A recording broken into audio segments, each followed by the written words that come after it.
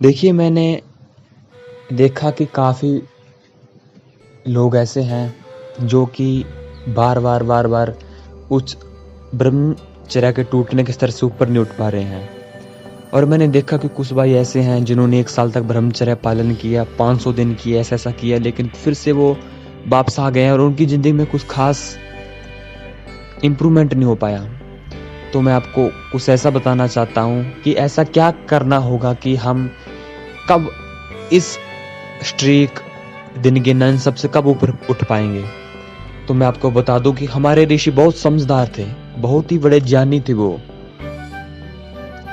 उनको सब कुछ पता था, इसलिए उन्होंने हमारी दिनचर्या ऐसे बनाई थी, हमारा अध्ययन, हमारा स्वाध्याय इसलिए इस तरीके से किया गया था। हमारे ग्रंथों में ऐसी बातें लिखी थी कि हम उन चीजों के बारे में सोचें।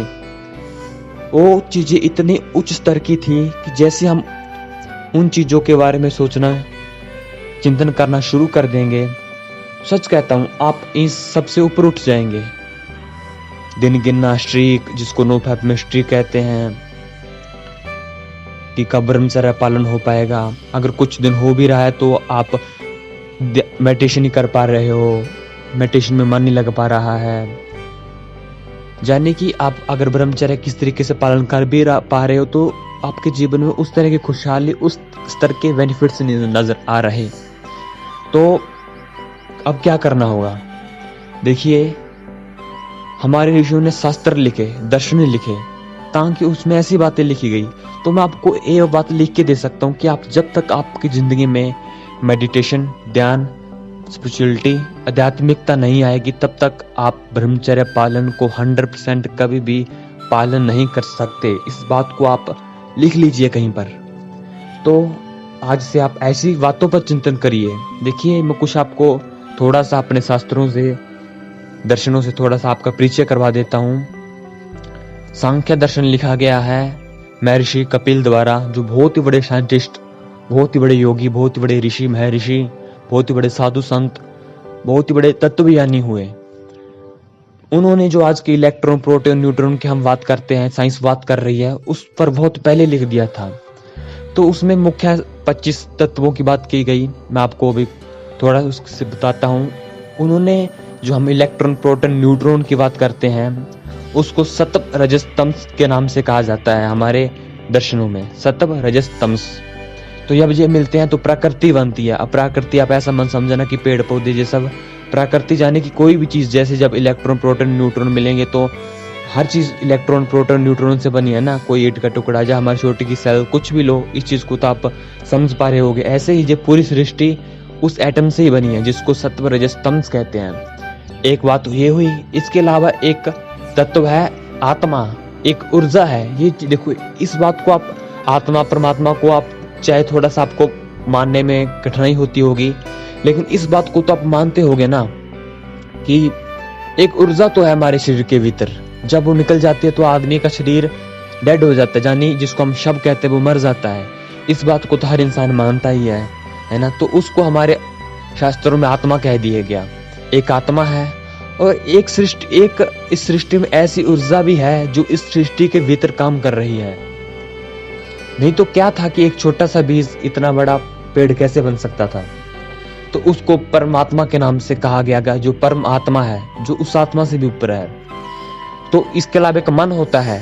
मन को हमारे वेदों में, शास्त्रों में, या सच है ये तो कि मन एक जड़ चीज है, जिसको नॉन लिविंग कहा जाता है साइंस में। वैसा ही कुछ, यानी कि मन अपने आप कुछ नहीं करता। जैसा हम मन के भीतर डालेंगे वैसा ही बाहर आएगा। तो अब मन को हमको समझना है। जब तक आप मन को नहीं समझोगे तब तक आपका ब्रह्मचर्य नहीं हो पाएगा। तो मन एक जड़ चीज है। जड़ यानी कि जड़ और चेतन, दो शब्द आपको बार बार सुनने को मिलेंगे। चेतन है जिसको हम लिविंग, सजीव कहते हैं साइंस में या आज की भाषा में, और जड़ जिसको हमारे शास्त्रों में नॉन लिविंग, वैसा ही कुछ नॉन लिविंग और निर्जीव कहते हैं। तो मन को निर्जीव, नॉन लिविंग यानी कि जड़ कहा गया है।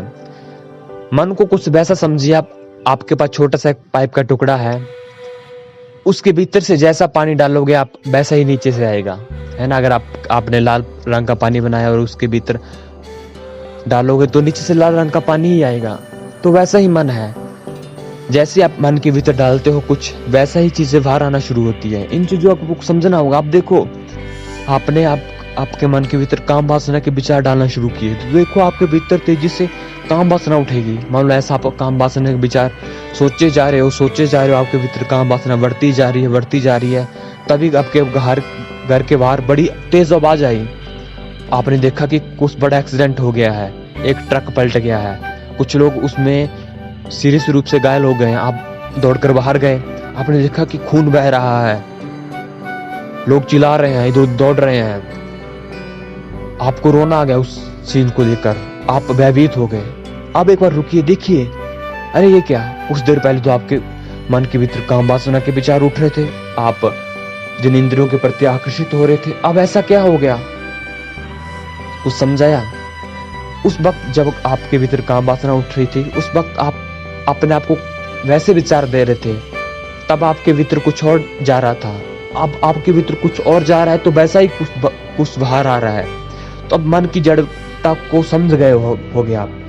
तो ऐसे धीरे धीरे करके हम सब, थोड़ा सा मैं आपका दर्शनों से परिचय करवाता रहूंगा।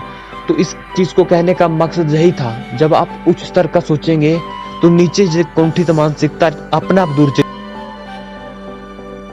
जाएगी। यानी कि अगर हम ऊपर वाली सीढ़ी पे कदम रखते हैं तो नीचे वाली छोड़नी नहीं पड़ती, नीचे वाली डंडी अपने आप छूट जाती है। वही बात है, आप काम वासना को छोड़ नहीं सकते, वो अपने आप छूटेगी जब आपको कुछ बड़ा मिल जाएगा। तो आज इतना ही काफी है, आगे इन चीजों में बात करते रहेंगे।